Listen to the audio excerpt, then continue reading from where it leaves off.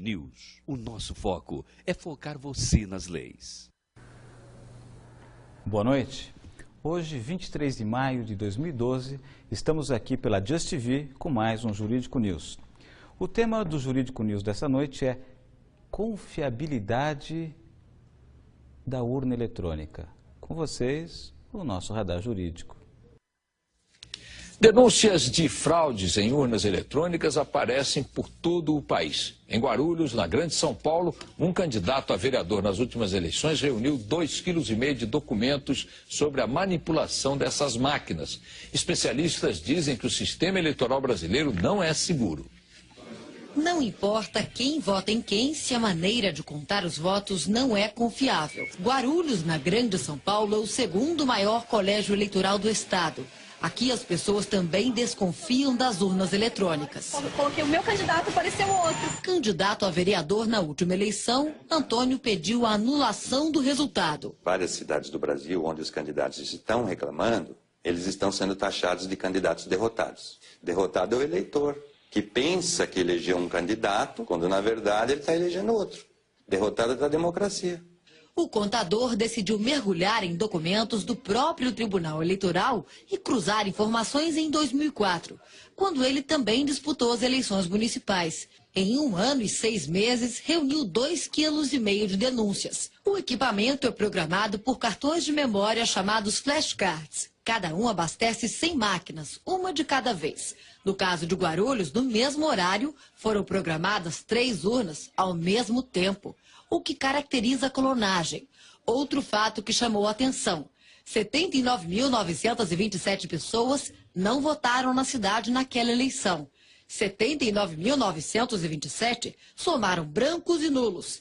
79.927 foi o número de eleitores que justificaram o voto em Guarulhos. A gente poderia concluir que essa probabilidade é impossível, ela é infinita, e o mais seguro nesse caso é que alguma coisa de errado aconteceu na definição desses 3 números iguais. A Justiça considerou as provas insuficientes. Especialista em direito eleitoral, esse advogado foi entrevistado por nossa equipe de reportagem sobre o caso 4 anos atrás.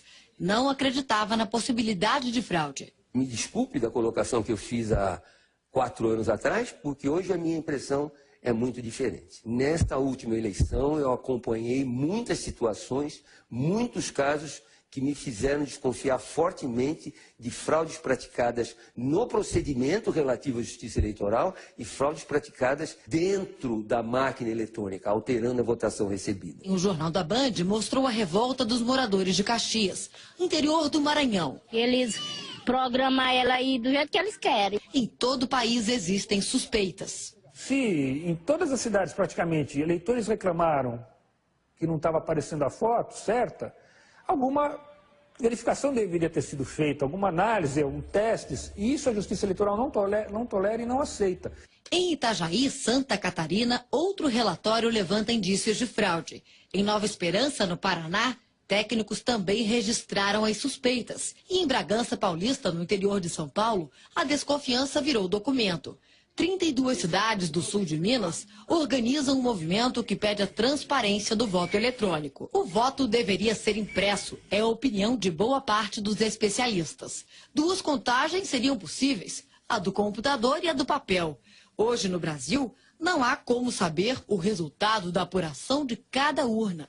Se você for pedir uma recontagem numa urna eletrônica, qualquer urna que for, ela vai te dar só a totalização. Outra crítica é o acúmulo de poderes do sistema eleitoral brasileiro, que compra, programa e distribui as urnas eletrônicas, verifica todas as etapas do processo, é responsável por definir as regras da fiscalização e também por se fiscalizar. Não pode ser a fiscalização regulamentada pelo fiscalizado. É eles que nos dizem, eu sou fiscal de partido, eles que nos dizem o que eu posso fiscalizar. Eu não posso, eu falo, eu quero ver isso, eles dizem, não, isso não pode, isso não está na lei. Eles que escrevem a lei. Estou me lembrando do tempo da monarquia, onde se concentrava no monarca o poder judiciário, o legislativo e o executivo. E em relação a essa questão, eu sempre me perguntei como eleitor, por que um paizinho de terceiro mundo como o nosso tem uma suposta tecnologia tão fabulosa na parte eleitoral e os países de primeiro mundo, os países europeus e até os Estados Unidos têm tanta dificuldade para encontrar o resultado, levam dias, às vezes semanas, até meses para encontrar o resultado de uma apuração eleitoral. Por que não usam o nosso sistema? Para falar a esse respeito, nós convidamos aqui, temos o prazer de receber em nossos estúdios, o engenheiro Amilcar Brunazzo Filho, que é moderador, inclusive, do Fórum Voto Seguro. Boa noite, engenheiro Amilcar, é um prazer tê-lo aqui. Muito obrigado por aceitar o nosso convite. Eu gostaria que, se você pudesse explicar para os nossos internautas, o que acontece com o nosso processo eleitoral, que é tido como assim, uma tecnologia fantástica de primeiro mundo, que no mesmo dia ou no dia seguinte a gente já tem o resultado de uma eleição nacional, e os países de primeiro mundo, os países europeus, os Estados Unidos, não usam o nosso processo eleitoral. Por quê, hein? Boa noite, internautas da Just TV. O que acontece é que tem muita propaganda sobre o sistema brasileiro para os brasileiros, dizendo que nós somos os países mais avançados em questão de voto eletrônico, que o sistema é muito confiável, mas tudo isso é propaganda interna só. Fora do Brasil, o que está acontecendo é tudo muito diferente. Urnas eletrônicas são usadas em vários países. Aqui na América Latina tem Argentina, México, Venezuela e Peru usando o voto eletrônico. Só que são sistemas mais avançados que os sistemas brasileiros. O modelo da urna eletrônica brasileira, de primeira geração, é só usado no Brasil e na Índia. Tá? Nos outros países se usam modelos mais avançados, de segunda geração, e nos países, na Alemanha, por exemplo, esse modelo de primeira geração brasileira foi proibido, foi declarado inconstitucional, também foi proibido na Holanda. Não é porque eles não sabem usar, já se usaram urnas. A Holanda começou a usar urna eletrônica de primeira geração antes do Brasil, em 92. 4 anos antes do Brasil, a Holanda já usava. Só que lá foi declarado proibido esse modelo de urna. Eles passam para essa urna de segunda geração que tem o voto impresso, que permite a auditoria do resultado, e não só a auditoria do software, como acontece no caso do brasileiro. Eu vou até colocar aqui uma pergunta que eu já estou recebendo do internauta, que é bem adequada. O José Luiz de Corumbá, de Mato Grosso do Sul, ele pergunta: por que a urna eletrônica não dá para o eleitor um comprovante igual ao extrato bancário? Olha, deve-se imprimir o voto para ser mostrado para o eleitor e para que seja depositado numa urna comum. Não se pode imprimir o voto para entregar para o eleitor e levar para fora da sessão eleitoral. Isso não pode. Aí você violaria o sigilo do voto, o eleitor teria como comprovar em quem votou, passaria a ser vítima de acharque ou de coação. Então, deve-se imprimir o voto, é o que acontece no resto do mundo, fora o Brasil e a Índia, só que esse voto não pode ser levado para fora, né? Não é um recibo para o eleitor levar para fora, é para ele conferir na sessão, no local de votação, ele confere se o registro do voto dele é aquele, coloca numa urna comum ou automaticamente, como no México, lá o eleitor nem pega o voto na mão. No México o voto cai direto, ele vê o voto impresso, quando ele confirma, corta e cai numa sacola. Então, aí depois é usado esse voto impresso para fazer a auditoria do resultado. O Tribunal Superior Eleitoral tem permitido que seja indagada alguma divergência no processo eleitoral nessas eleições, desde quando foi utilizada a urna eletrônica?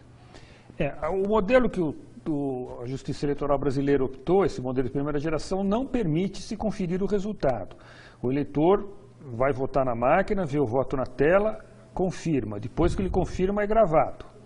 O eleitor não vê o que foi gravado. Aí, quando acaba a eleição, às 5 horas da tarde, esses votos que estão gravados lá, se chama registro digital do voto, são somados e dá um resultado que chama boletim de urna. O fiscal do partido não pode ver se a soma dos registros digitais é igual ao boletim de urna.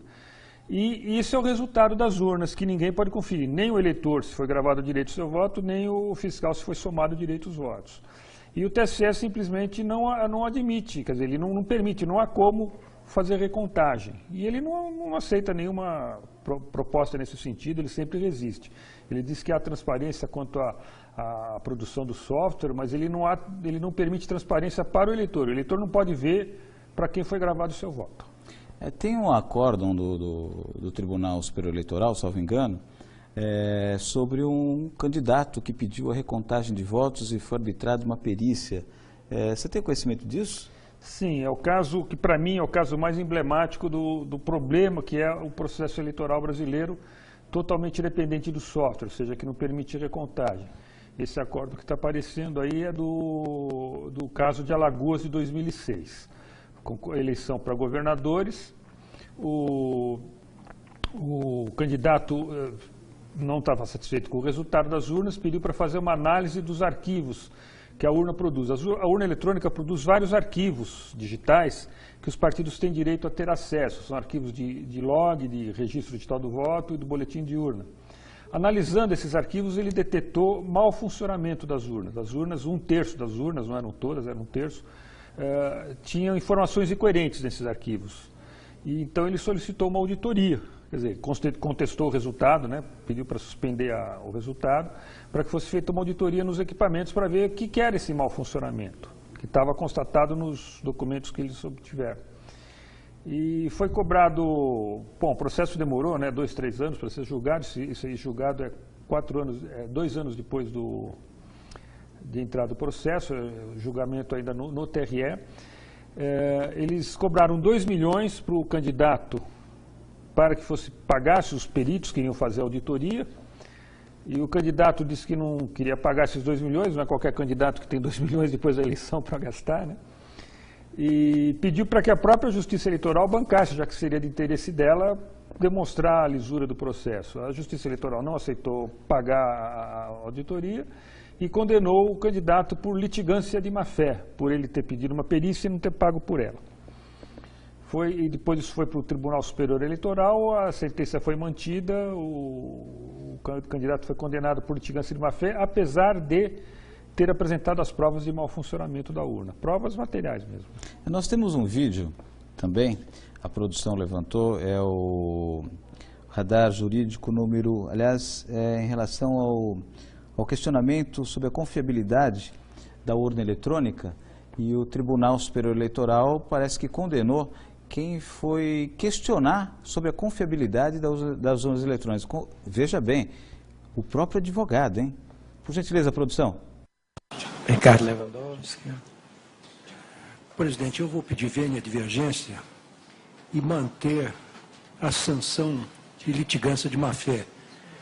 Hoje, essa questão foi amplamente discutida no Supremo Tribunal Federal e num caso criminal, em que se entendeu que o direito de defesa não sofre qualquer limitação, sobretudo em se tratando de um processo criminal, mas o Supremo, por uma votação majoritária bastante expressiva, embora não tenha aplicado multa ao advogado que insistiu em levar avante teses de natureza eminentemente temerárias, resolveu oficiar a ordem para que tomasse as providências cabíveis. Neste caso, embora talvez não esteja claramente caracterizada a litigância de má-fé, no mínimo, me parece que a lite tem a natureza temerária. E nós precisamos começar a disciplinar, de certa maneira,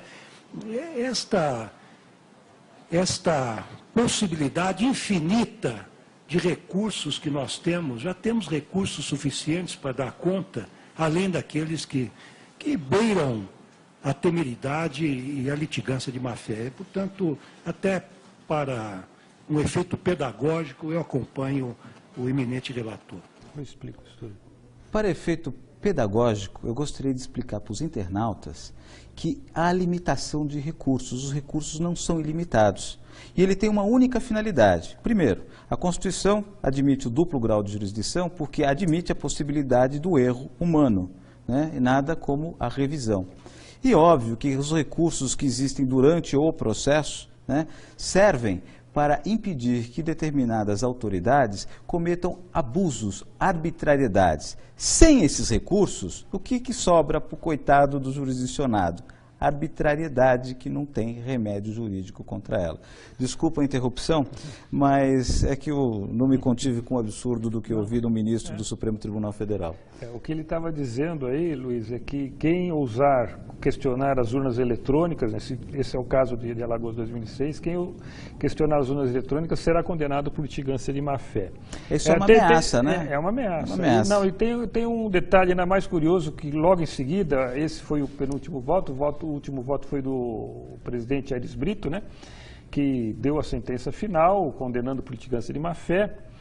E nesse instante, levantou-se, ele encerrou o julgamento, nesse instante aparece o Aires Brito encerrando o julgamento, levanta-se um juiz que ia sair e assumiu o outro juiz, o ministro, no lugar do TSE, que era o advogado original da casa que foi condenado por litigância de má-fé, e era, naquele momento, o ministro do Tribunal Eleitoral.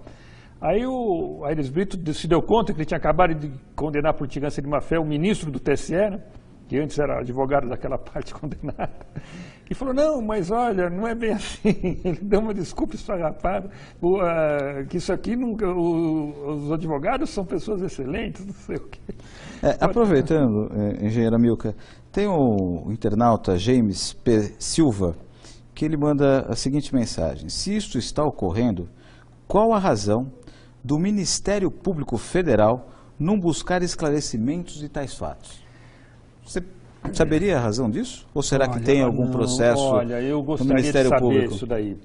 Eu esperava que o Ministério Público fosse independente nesse processo e pudesse nos ajudar, eu sou fiscal de partido, ajudar os partidos a fiscalizar o administrador eleitoral. Mas, infelizmente, não tem ocorrido, não. O Ministério Público tem direito a fiscalizar, a conhecer o software das urnas eletrônicas, a fazer auditoria nos sistemas, e não faz. 6 meses antes da eleição, por exemplo, agora, nesse momento, já estão abertos lá no TSE os códigos dos programas, os códigos-fontes, né, para os partidos, o Ministério Público e a OAB poder examinar. A OAB nunca mandou ninguém, o Ministério Público nunca mandou ninguém lá para examinar código nenhum, e no final, no último dia, ele vai lá e assina 15 mil arquivos com 17 milhões de linhas de código, sem ter olhado nada. Eu não sei por que o Ministério Público assume essa postura omissa em relação à fiscalização do processo eleitoral. Não sei dizer por quê. Tem uma pergunta aqui de um outro internauta, que ele pergunta ao engenheiro Amilcar: o voto impresso, além de segurança da escolha do eleitor, não seria também uma segurança dos votos em caso de algum sinistro com equipamento, depois ou durante a votação? E dá aqui os parabéns ao Amilcar. E Amilcar, eu queria aproveitar essa pergunta do internauta para que você falasse a respeito daquela urna moderna que tem um país aqui, mais outro país de terceiro mundo, que está desenvolvendo, e que você estava me falando antes do programa começar, que é uma cédula segura, um processo seguro, um processo eletrônico seguro. Poderia aproveitar responder essa pergunta do internauta e explicar sobre essa quando cédula? Eu ouvi a pergunta, eu pensei em apresentar ela como resposta, foi exatamente a ideia que me ocorreu. O que a gente está falando é do caso da urna argentina, o novo modelo de urna argentina que está sendo usado desde 2006 na Argentina. A província de Salta vai informatizar o estado inteiro lá até 2015. Eu acompanhei uma eleição na província do Chaco, que usa esse sistema aqui de gravação do voto. Essa aqui é chamada boleta do voto eletrônico, ou cédula do voto eletrônico, que é a grande novidade do sistema argentino.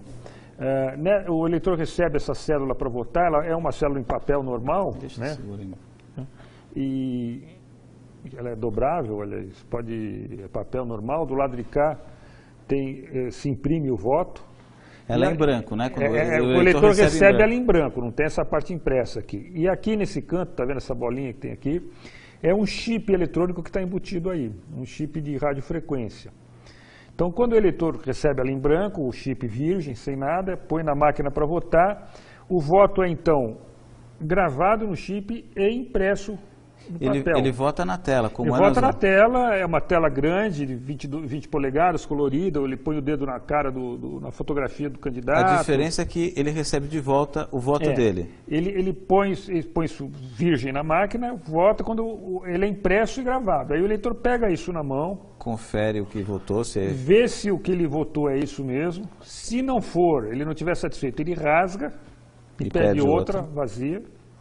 Se ele estiver satisfeito, ele leva isso daqui até uma outra máquina, que tem lá mais de uma urna por sessão eleitoral, coloca na máquina e aparece nessa outra máquina, é lido o chip e aparece igual que está impresso. Ou seja, o eleitor pode conferir o que foi gravado como sendo o seu voto. Isso o eleitor brasileiro não pode fazer, né?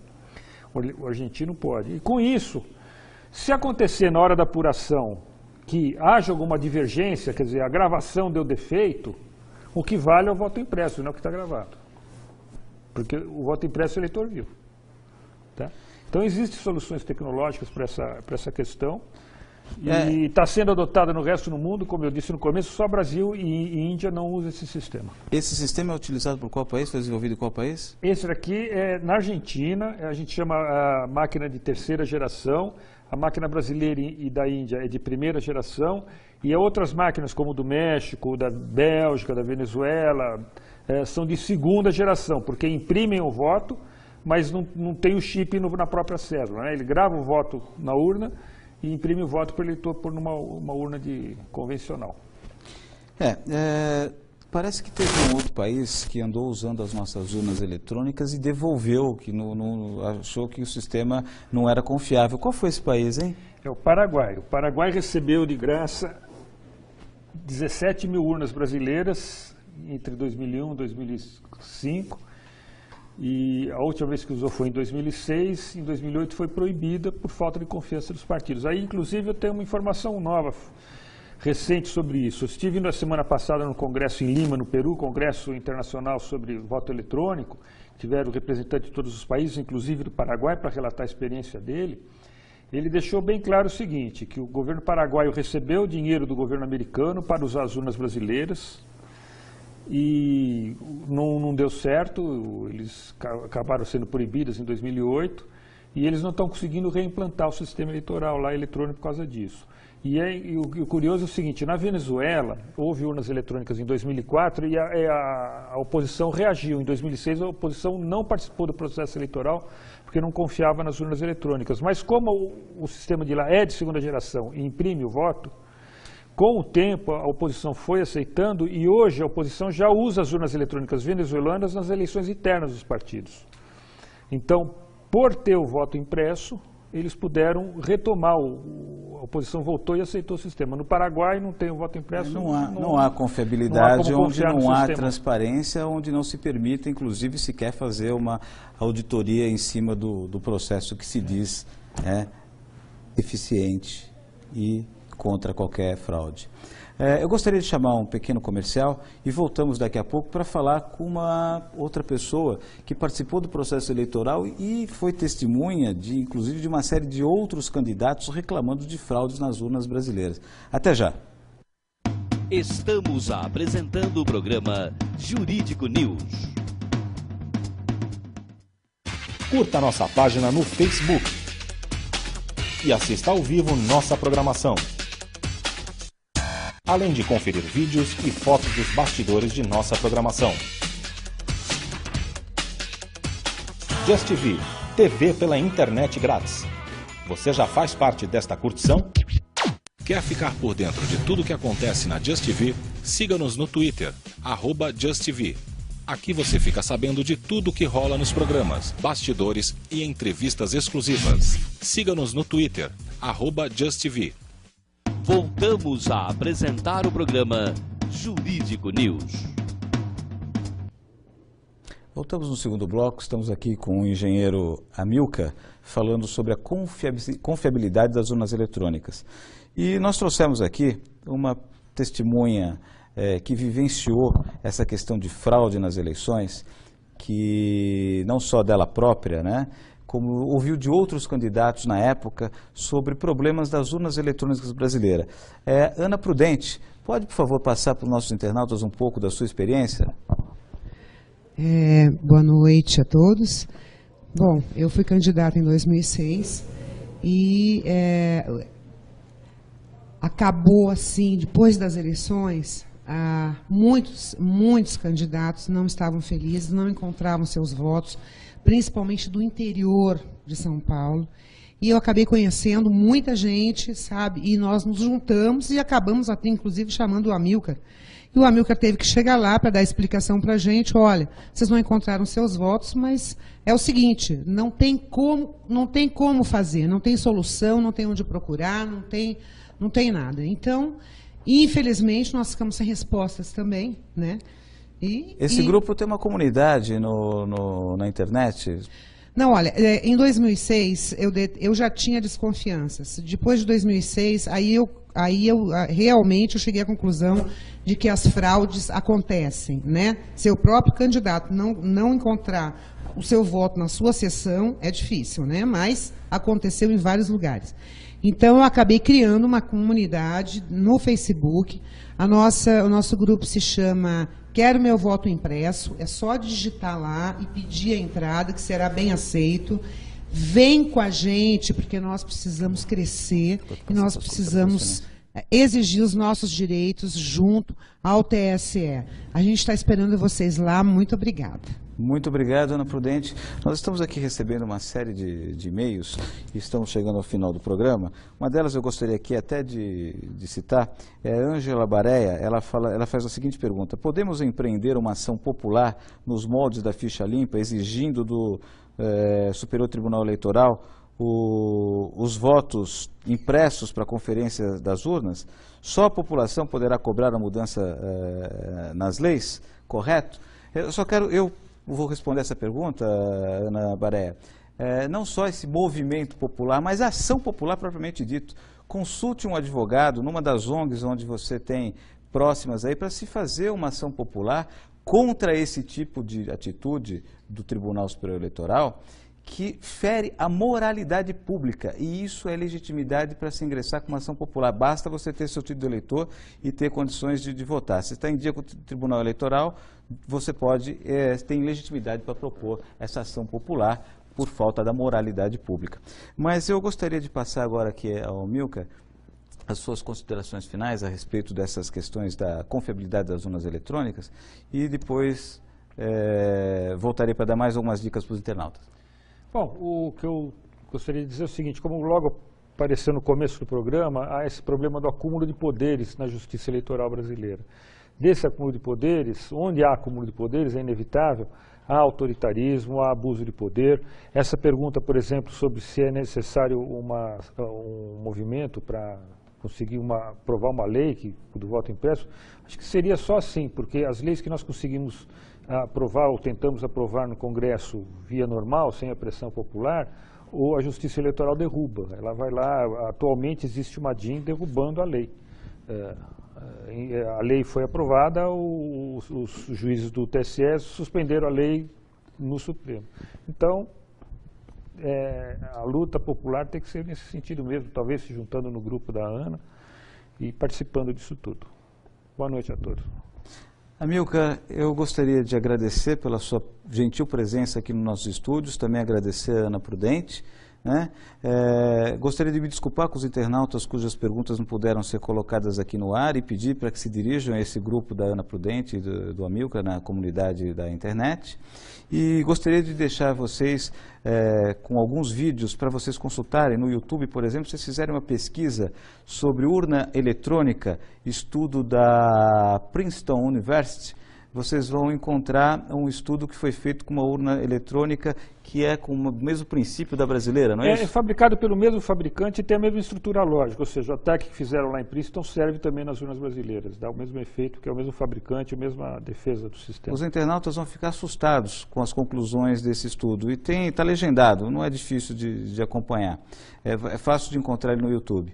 E eu gostaria de deixar vocês aqui com mais um vídeo de um deputado, o deputado do PDT, o Fernando Quirella, que falou da tribuna da Câmara dos Deputados a respeito das fraudes nas urnas eletrônicas. E até a próxima quarta-feira com mais um Jurídico News. Boa noite a todos os internautas. Obrigado. Da palavra, o ilustre deputado Fernando Chiarelli, PDT São Paulo. Senhor presidente, povo do Brasil que nos escuta desde lá da Rondônia, desde lá da Roraima, no Acre, até o Pernambuco, até o Rio Grande do Sul, nas fronteiras. Eleitor brasileiro, povo do Brasil, eu denuncio aqui que o sistema eleitoral brasileiro é uma fraude. Eu denuncio aqui que o sistema eleitoral brasileiro é uma mentira. Eu denuncio aqui que o sistema eleitoral brasileiro, via via urna eletrônica é uma trampa e que não existem eleitores, milhões de eleitores no Brasil, e sim milhões de palhaços que vão colocar o voto sabe-se lá onde, porque sabe-se lá para onde vai o voto. Eu denuncio que os programas já estão preparados para criar quem vai ganhar e quem vai perder a eleição. E no decorrer do meu mandato, eu vou provar dia a dia nesta tribuna. O sistema eleitoral brasileiro é uma farsa e é uma mentira. Não existe em lugar nenhum do mundo. O Paraguai devolveu as urnas. Na Alemanha é inconstitucional.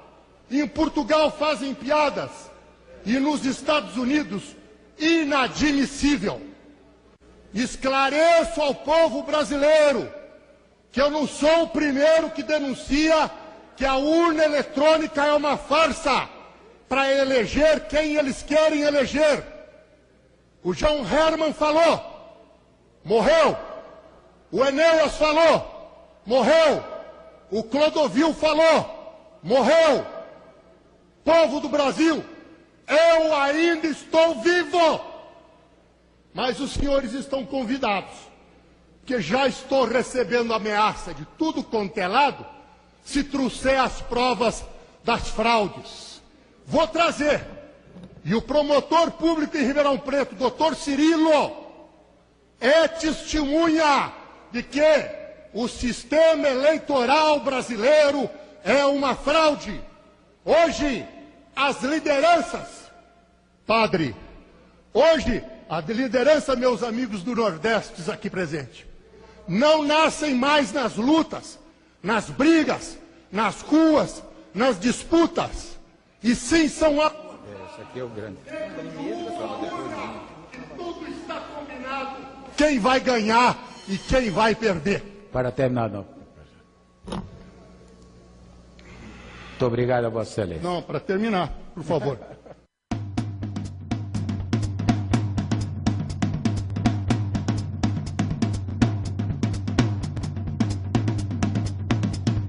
Jurídico News. O nosso foco é focar você nas leis.